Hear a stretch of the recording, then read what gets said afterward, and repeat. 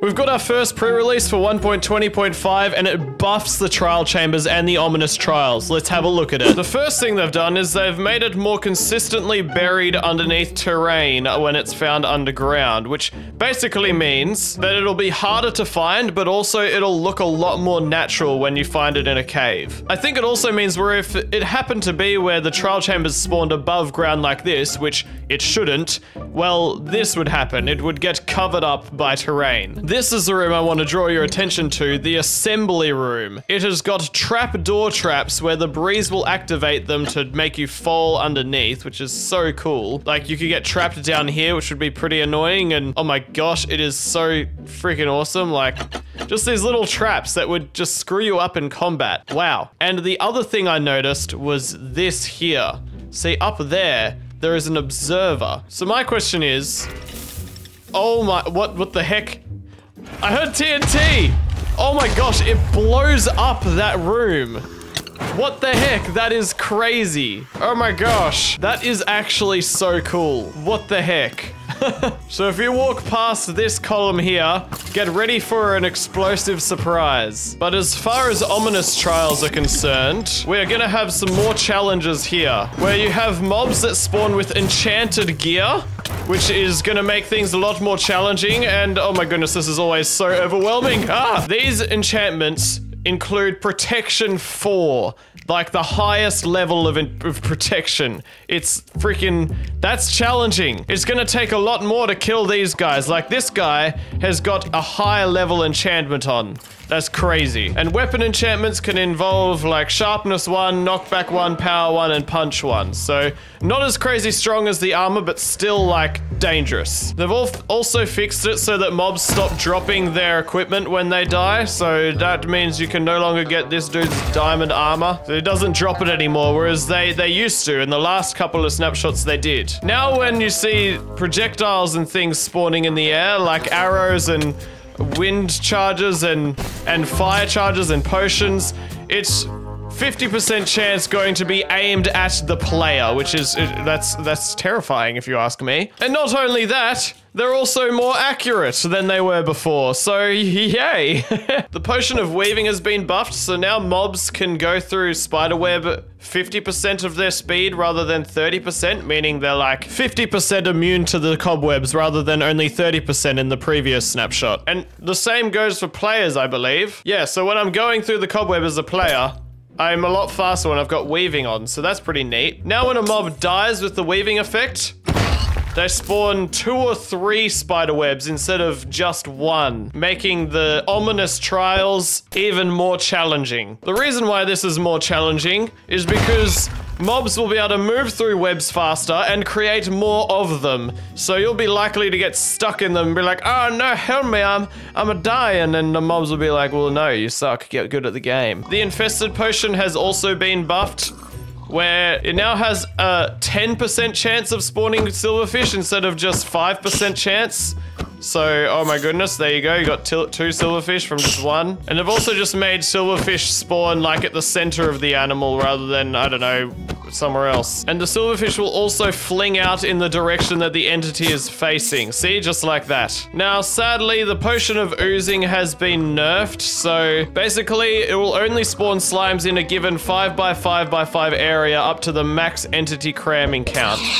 So it's still pretty epic, but I think it's gonna be not as possible to make a giant slime explosion. Hang on, I want to test this. I want to test this somewhere. Let's just go ahead and push this to the maximum. Send in a whole bunch of chickens into this pen and see what the limit is of this oozing potion. We'll just wait until they start dying of entity cramming. Okay, so here we have 500 chickens, and if we give them the oozing effect, it should spawn 1,000 slimes when all of them die, because you get 2 slimes per chicken.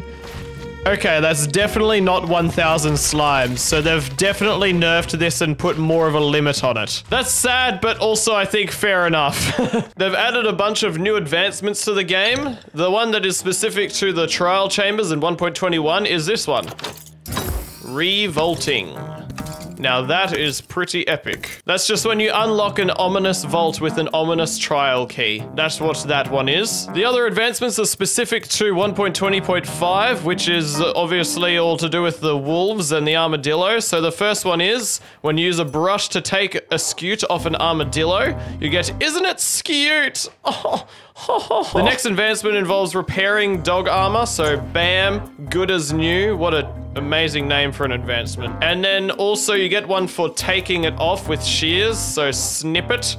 You snip the wolf armor off, I guess. And the final advancement is when you tame every wolf variant. Everyone be my friend. Come on, I've already done this before in my other world. There we go, the whole pack.